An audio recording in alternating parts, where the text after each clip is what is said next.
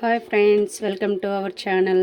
చూడండి, ఈరోజు నేను ఒక కప్పు శనగపిండితో ఒక కప్పు బెండకాయలతో నేను మీకు పకోడీ చేసి చూపిస్తాను. మీరు చూస్తున్నది సునీత కిచెన్ అండ్ వ్లాగ్స్ అండి. చూడండి, ఇప్పుడైతే నేను పిండి జల్లించుకుంటున్నాను.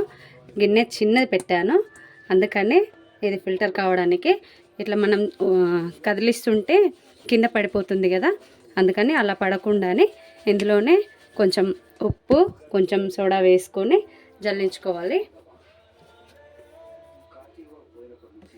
రుచికి సరిపడా ఉప్పు, కొంచెం చిటికెడు వంట సోడా వేసాను.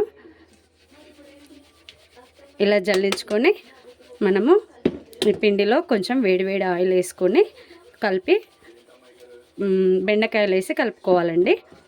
చూడండి, ఇలా ఏదైనా వేస్టేజ్ ఉంటే బయటకు వెళ్ళిపోతుంది.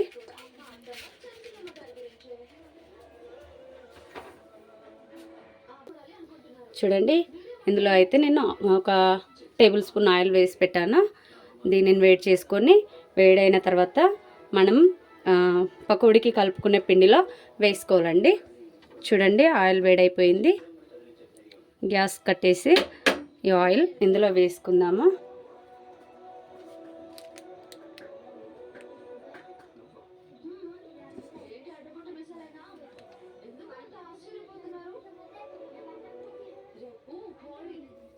చూడండి, పిండిలో వేస్తే ఎలా పొంగుతుంది కదా, అలాగే మనం డీప్ ఫ్రైకి అందులో ఆయిల్ పెట్టుకుంటాం కదా, అది అలాగే ఉంచేయాలి. ముందైతే మనం ఇందులో ఒక స్పూన్తో పూర్తిగా కలిసిపోయేటట్లు కలుపుకుందాము.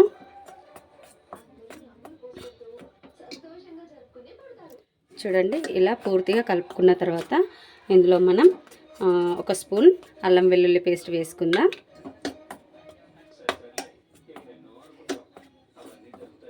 ఇందులో ఇప్పుడు మనం ఈ బెండకాయలు వేసుకొని చూడండి ఇలా కట్ చేసుకోవాలి. ఇలా కట్ చేసిన బెండకాయలు మనం ఇందులో వేసి కలుపుకుందాం. వాటర్ తర్వాత చూస్తూ కలుపుకోవాలండి.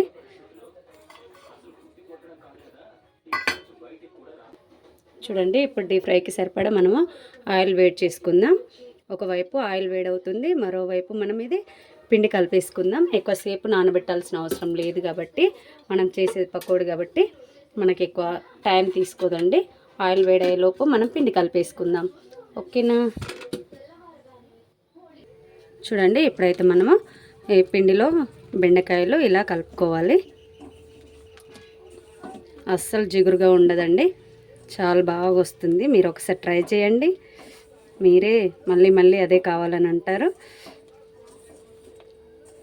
ఇలా కలుపుకున్న తర్వాత పిండి బెండకాయలకు పూర్తిగా పట్టేసింది కదా, ఇప్పుడు మనం కొంచెం కొంచెం ఆయిల్ వాటర్ వేసుకుంటూ కలిపేసుకుందాం.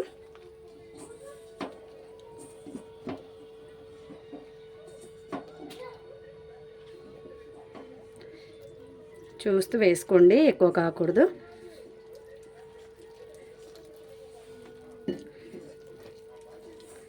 కొంచెం వాటర్ అయితే సరిపోతుంది. మనం ఆయిల్ ఎంత అయితే వేసినామో అంతే వాటర్ అయితే సరిపోతుంది. చూడండి, నేను కొంచెం వేసాను, ఎలా సరిపోయిందో అంతే. పిండి కలిపేసి మనం చకచకా పకోడీ వేసుకోవడమే. చూడండి ఫ్రెండ్స్, ఇలా కలిపేసుకొని మనం ఇప్పుడు చకచకా పకోడీ వేసేసుకుందాం. ఆయిల్ వేడైంది.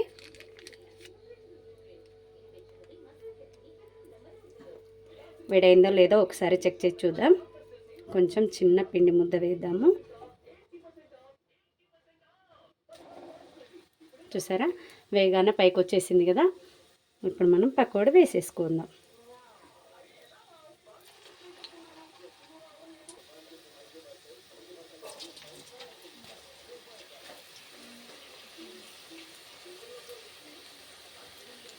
చూసారా, తొందరగా ఫ్రై అయిపోతుంది. మనం ఎందుకంటే ఆయిల్ వేడి చేసేసాం కదా, దానివల్ల తొందరగా క్రిస్పీగా అయిపోతుంది. టేస్టీ క్రిస్పీ పకోడీ, బెండకాయ పకోడీ రెడీ అయిపోతుంది. ఎక్కువ టైం పట్టదు, ఎక్కువ ఇంగ్రీడియంట్స్ ఉండవు. మనం ఉన్న దాంట్లోనే తొందరగా చేసుకోవచ్చు. పిల్లలు ఈవినింగ్ స్కూల్కి నుంచి వచ్చిన తర్వాత స్నాక్స్ కానీ మనము ఎప్పుడైనా సడన్గా మన ఇంటికి చుట్టాలు వచ్చినా కానీ ఇలా వేసుకోవచ్చండి.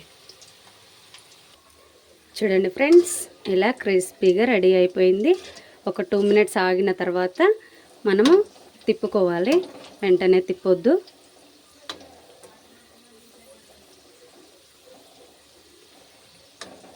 ఫైవ్ మినిట్స్లో వేగిపోతుందండి.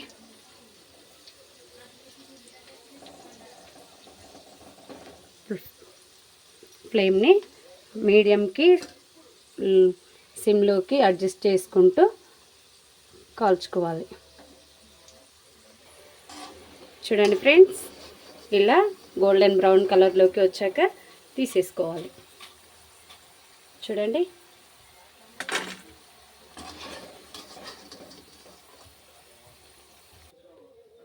చూడండి మళ్ళీ మనకి ఎన్ని కావలిస్తే అన్నీ వేసుకొని ఫ్రై చేసుకోవడమే.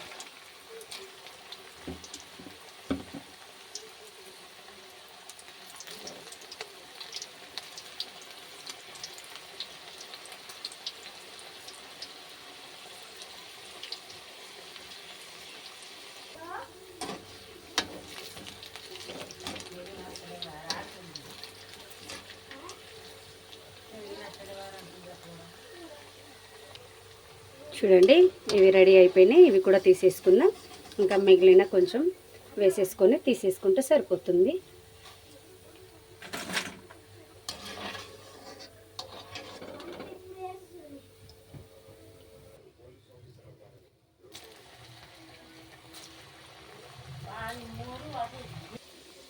చూడండి, పూర్తిగా పిండి అయిపోయింది.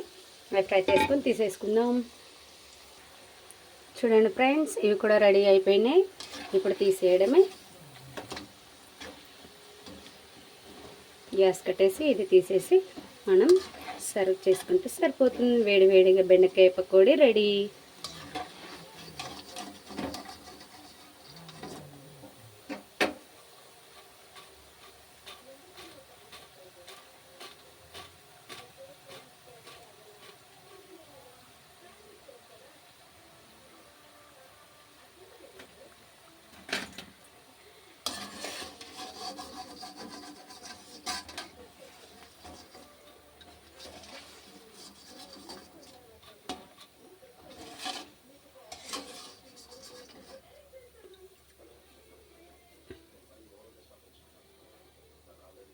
చూడండి ఫ్రెండ్స్, ఇలా పిల్లలు బెండకాయ అంటే ఇష్టపడకపోయినా కానీ ఇలా ఏదైనా వెరైటీగా చేసి పెడితే తప్పకుండా తింటారు.